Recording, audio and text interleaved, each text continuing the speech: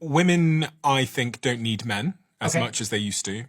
And I think this is in part because of this whole sexual revolution and the pill and feminism and all these things, which has tremendous upsides.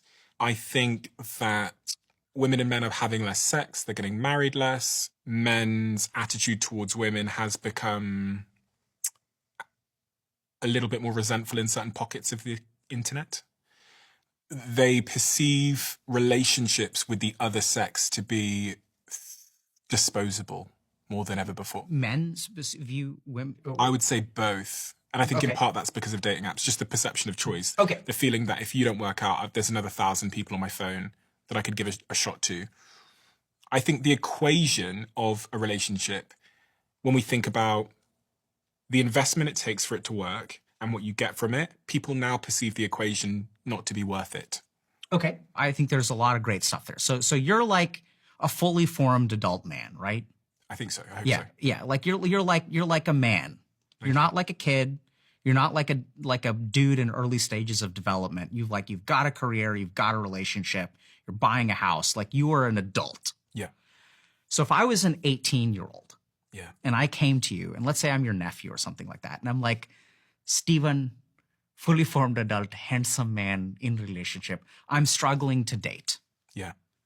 What should I do? You want me to give you advice? Yeah. Fuck. I think you should work on yourself. Okay. Especially as an 18-year-old man, because I think you need to, especially at that age, create some advantages. And so working on yourself could be learning, reading, going to the gym, building up the ability to provide for someone else and to protect somebody else. That's kind of really where I'd start. And again, that's biased because that's what I did at 18 years old. Great. I actually didn't date. I think I've been on 5 dates in my entire life. Okay. So let's say I do that. Yeah. And it doesn't work. Yeah. Okay, so I'm like, hey, I'm on this growth journey. And I'm sure you've encountered this. And there are going to be people in the audience who are like, the reason they're watching this podcast is because they're trying to do that. They're still not getting dates, right? Yeah. It's still hard to find a girlfriend. Then what do you have to say to them?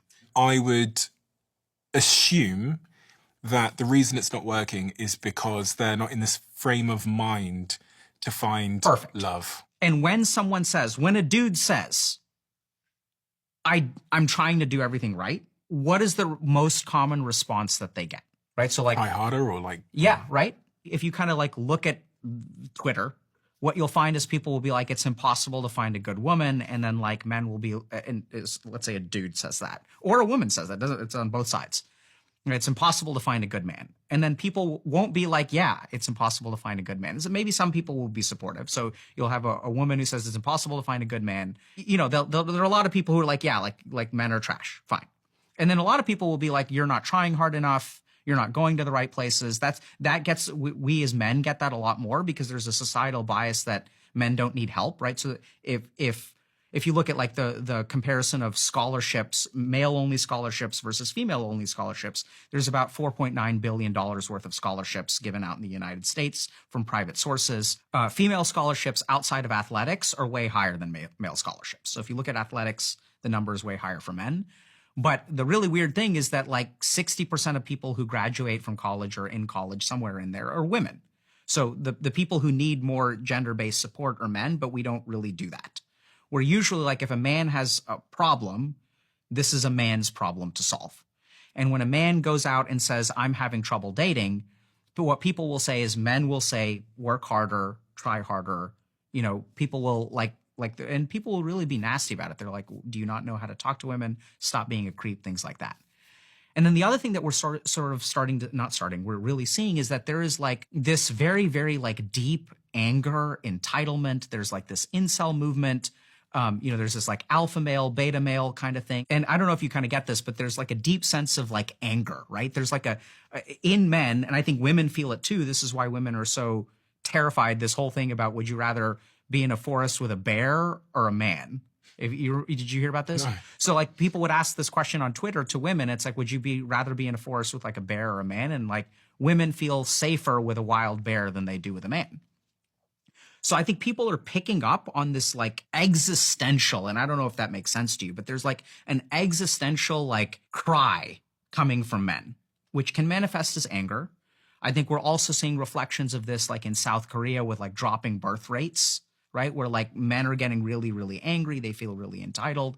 And I think this is where it's important to understand a biological difference. And we'll get to what I think is going on. So a woman does not need a man in order to pass her genes along, right? So, I mean, like literally, I know it sounds weird, but like if you're a woman, you can just go to a sperm bank and you can get pregnant. Yeah. You can just have a child without, you can also argue that it's easier for women to find a man who is willing to impregnate them than it is for a man to find a woman willing to carry their child. But I mean, literally, we live in a society where women can just procreate if they feel like it, and men cannot. So there's a fundamental power balance there. I'm not saying it's right or wrong. I'm just saying it is what it is.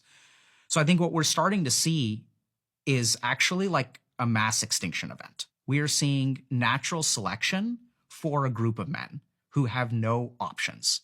Many years ago, I was a loser, and the world that we lived in necessitated my entry into third spaces. I had trouble talking to girls, but I was forced into college.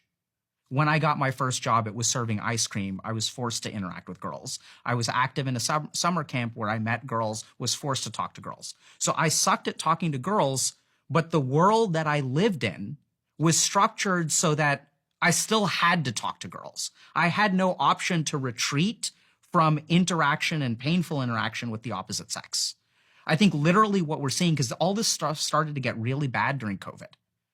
So what happened in COVID was actually like a natural selection event, but it wasn't a natural selection event about life and death. That's what people think natural selection is. What happened during COVID, sure, a lot of people died and that's bad. But the post-COVID world, some people were able to adapt to it and some people are not. We're seeing a spike in social anxiety. Now I can work from home. Now I have pornography. Now I have all this stuff going on to where I'm not forced to learn how to interact with women. Does that kind of make sense? Yes. Yeah. So now you can live your whole life at home. And I think what's starting to happen is literally natural selection. And the way that natural selection works is people think it's like, oh, if natural selection means I'm weak and someone is strong. That's not technically correct. Natural selection is you were made a certain way, someone else is made a different way, and then the environment changes. Which one of these two is suited to, it's not even adaptation because all the adaptations have been made. And I think the best example of this is like literally Darwin's finches. So you've got like, one finch that has like a hard beak that can crack a nut. You've got another finch that has a very sharp beak that can get like a bug out of like a cactus, like that has these very like tight flowers. And so if something happens and all the cacti die out, the birds that rely on the cacti bugs will start to die out too. They don't know how to procreate in this world anymore. And I think what we're seeing with like all these alphas, betas, incels, what we're seeing in South Korea is there is a whole generation of men that is like, we are literally watching them die out in real time because we've got 32-year-olds, 35-year-olds who do not have children, do not know how they're going to ever have children. And this is where, like, I know this sounds bizarre, but so that's actually happening. That's not bizarre. That's birth rate in South Korea is like 0.7. So there's a bunch of men who will never pass on their genes in the alpha male, beta male, whatever, like, in that kind of language, they talk a lot about like procreation and legacy and stuff like that. But I almost wonder, is there a mechanism in a human being that if your genes know they're dying out, what would they trigger in your mind? Right? And I think what they would trigger is exactly what we're seeing. This like existential panic, angst, even aggression, entitlement. Because if these men do not behave in this way, they're literally going to die out. So what we see in this post-COVID world is that people like maybe you or me who were like losers and didn't know how to talk to chicks in high school, we were forced into social interaction where we basically like, that's where we developed in order to, so that we could talk to girls. But in this post-COVID world, all those spaces are gone. There's no forcible interaction. So then there are some people for whom it's natural to talk to girls. And that's why like we see this dichotomy where it's almost like, some people like just put yourself out there, just work on yourself and things will work out. And then there are a lot of other people who are like, that's not working. And I imagine if you went back like 200 years, went back to the Galapagos Islands and you took Darwin's finches and you put them on Twitter, you would see exactly what we're seeing. Some people are like, oh, like you have trouble getting bugs? just crack a nut. Like, just get better at cracking nuts. But they have something in their makeup, something in their attachment style, something in their tendency for social anxiety, something in their neuroticism, something in their circumstances, something in their support structure that allows them to put forth effort and succeed. And then there are these other people over here who will go to therapy, who will work on themselves professionally, who will show up on dating apps.